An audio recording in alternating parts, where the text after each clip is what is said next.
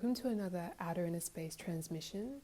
This video is one of 4 in a mini-series which we're talking about how to draw upon the energies of your natal chart through each of the menstrual phases. So I would just like to mention that if your periods are irregular or absent, the ideas in these videos and in the Periods, Brainwaves and Astrology library, which is the basis of these videos, these are kind of excerpts, this mini-series. All the ideas are energetic in creation in the sense that by tuning to the subtle form, to the ideas and to the sensations, you can correct physical imbalances and align more to your natural rhythms. And when we embody these concepts, then we can actually shift any disharmony within the body. So this video is about the luteal phase, which occurs after ovulation and is the period before you bleed.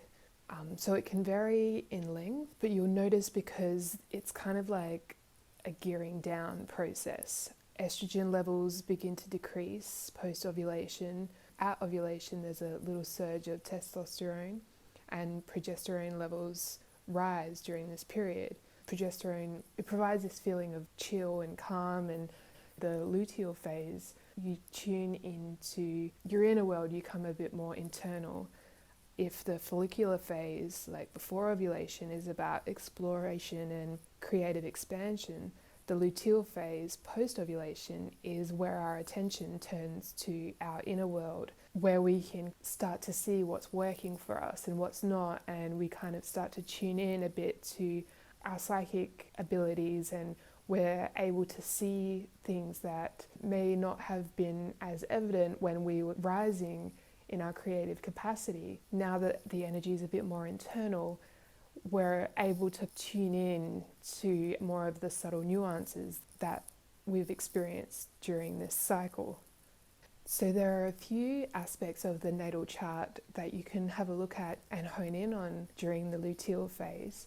And I do mention more of them in the full library, which I've linked below, and the first 6 sections are free to read, so you can get a feel for what's on offer if that's of interest to you, if you want to learn more about this. But in this video, I'm going to talk about one point of focus, which would be 6th house energy, because this governs your nervous system and your daily duties, and there's a bit of an analytical aspect to this period because of that boost of testosterone and the come down of estrogen. With the Virgo energy, it also allows you to kind of refine processes and decide to eliminate what's not working, or look at what is kind of superfluous in your life, and you can make these adjustments even if you don't actually change anything in this latter part of the cycle. You'll kind of start to see what you don't want to bring with you into your next cycle, and you can draw your attention to that when you bleed and like release that cellularly. And this is why I kind of feel like 6th house energy is really important in the luteal phase, because it has a lot to do with your nervous system and how your energy operates with the other. You might notice during this period that you don't really want to be as social as you might have been during the follicular phase. You might notice that you're giving too much of your energy away, you're being too accommodating to other people. And because our hormones are interacting in such a way that it's less outgoing because we're preparing to nest as we approach ovulation, the focus becomes internal, and we can actually decide like where our boundaries are and what energy we're willing to put out and what energy we're not willing to accept. This is a really great time to have a look at what you were working on during the follicular phase, your creative phase, and do the edits. So this is a perfect time to proofread or tick off a bunch of tasks that might have seemed like a drag when you were really excited about creating. The luteal phase is really good for doing that 6th house thing of checking off the boxes and making sure everything's in order, so that when it does come time to rest, then you've done all the tasks and you've completed what you need to complete for this cycle. You'll be able to decide what it is that you want to work on next cycle, and postpone plans for when you have more energy. Because 6th house has to do with digestion and intake, it's important to note what you're putting in your body at this point. Does it require more fuel? Does it require less fuel? Are you hydrated? How are your energy levels? Like really honing in on the messages that your body is telling you during the luteal phase can help with premenstrual tension and cramps, and it is about tuning into these subtle messages that are coming through the body, because that's data, that's information, and that's really useful for informing how to spend your energy. So it's in the little details, answering the little calls your body is communicating. It might be a case that if you give yourself 2 days to rest during the luteal phase, you can tick off like 5 days worth of things in a morning because you're listening to the calls of your body. And as you slow your roll and letting go of the need to go and do more and more and more, falling back to a place of energetic honoring because of the balance on offer during this phase, you have the ability to see more, like all these insights come through. And my feeling is that when we do honor these body sensations during the luteal phase, then when we enter menstruation, which I see as a really psychic time, we're able to get incredible downloads that can really help us, and we're able to release old patterns with our bleed, which is something that I taught more in the menstruation video.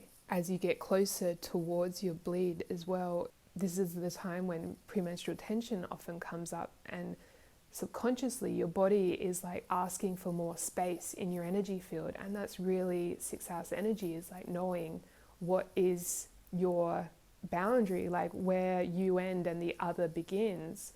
So as you get closer to the bleed, it's good to think about 4th house energy as well, of home, of nurturing, of self-care and your emotional well-being. So in order to temper premenstrual tension, maybe it's just me, but there's this like need to push other people away or just like create space for yourself, because menstruation really is such an internal and solo experience. And so in the luteal phase, we're preparing to nest, and that nesting feeling, that sensation, that atmosphere is 4th house energy. So tending to the home during the luteal phase, when you have the energy and creating comfort, so you can imbue your atmosphere with pleasure and sensual experiences, that makes the bleed easier and softer and enhances the magic that is the menstrual phase. And my feeling is that kind of as you start to tune into these different nuances of each of the phases and apply these ideas, that your natal chart can guide you along the way, then each cycle you spiral upwards and you start to move in a more rhythmic flow, and you kind of start to see that there's a time for everything. And I think that's the beauty of our menstrual phases and astrology as well. There's heaps more about this in the Periods, Brainwaves and Astrology library. So if you're picking up any of the ideas that I'm putting down, then you might find that there are some gems in there for you. I'm going to leave this video here. I hope you found some value in it, and I wish you well.